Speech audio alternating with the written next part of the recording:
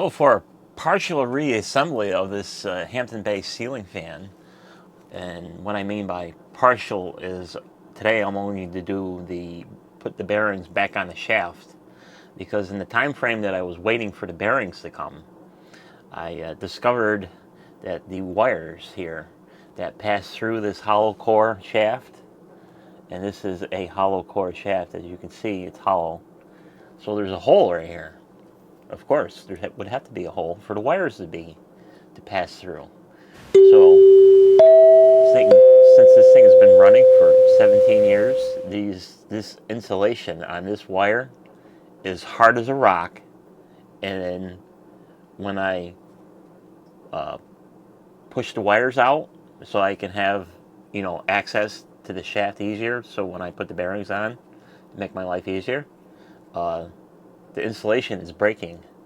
So that's a hazard. So this wire has to be replaced.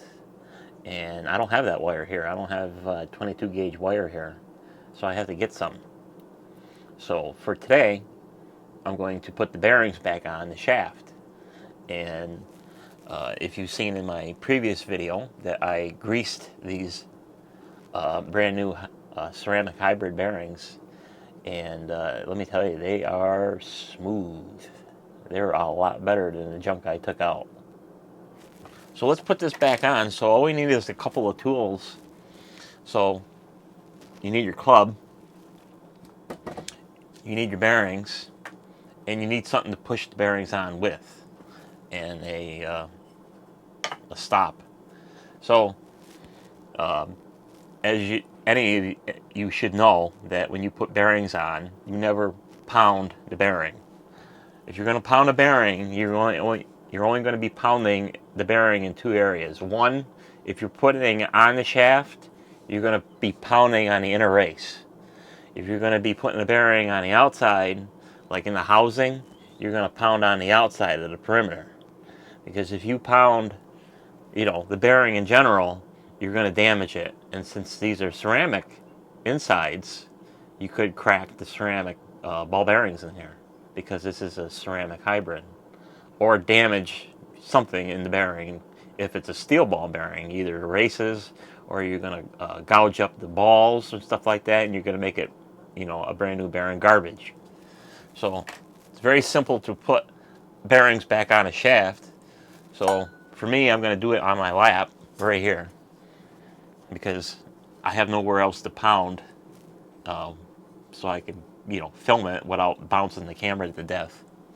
So all we need to do is I want to also protect the threads from any kind of damage, because I've already been beaten on this thing, and luckily the nut still goes on easily, so we don't want to damage the threads any more than we have to. So for me, I'm going to do it right here. I'm going to put the bearing on, just like so, and get it started. And on these, there's a C-clip. So the bearings sit right on top of the C-clip, so you can't overdrive it. If you manage to overdrive it, you'll probably break the clip off. Another thing to make note is that this stator is also on splines, so you want to make sure that you don't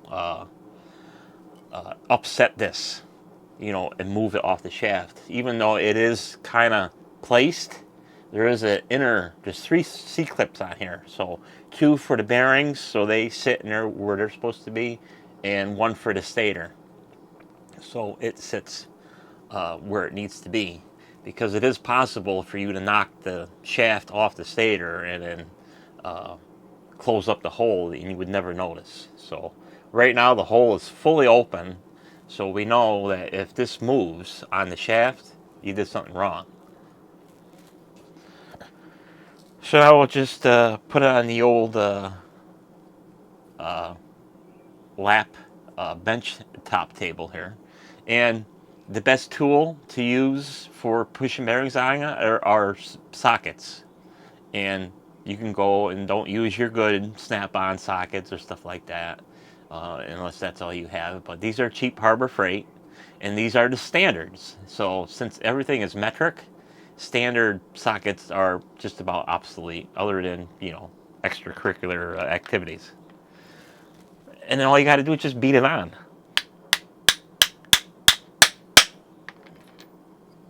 And it's simple as that. Just a couple of taps and it's on. So we want to make sure that we didn't disturb anything. We didn't disturb anything. So that's good. So now we'll take our nut off and put it on this side.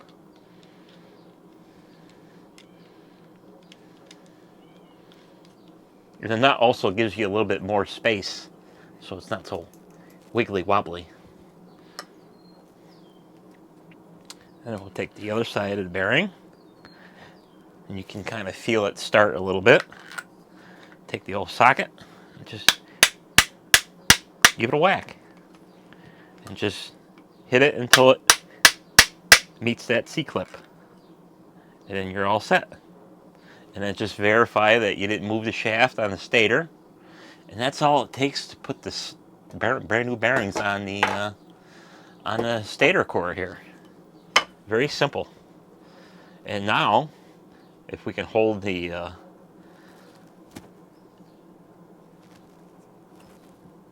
they feel real nice.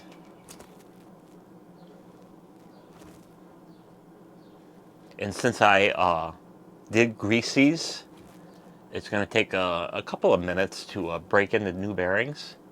And they're already starting to loosen up through the greasing, because what's happening now is I'm actually pushing the excess grease out.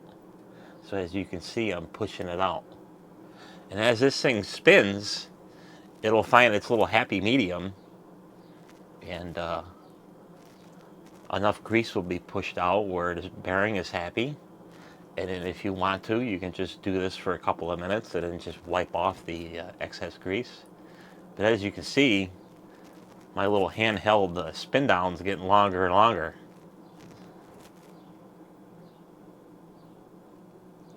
Wow, ceramic hybrids.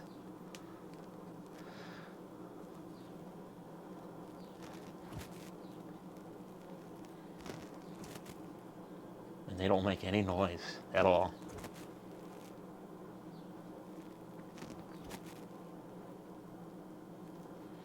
And then if you really give a crap and stuff like that and want to be neat and stuff like that, you can just take a Q-tip and just wipe off the excess grease,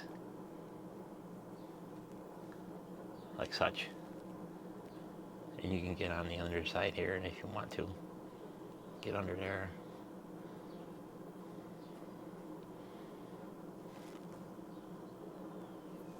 There. Nice. So that's it for this particular video. Stay tuned for the next video, where I solder on brand new wires and get rid of this old crusty wires. So thanks for watching. We'll see you on the next video. Bye bye.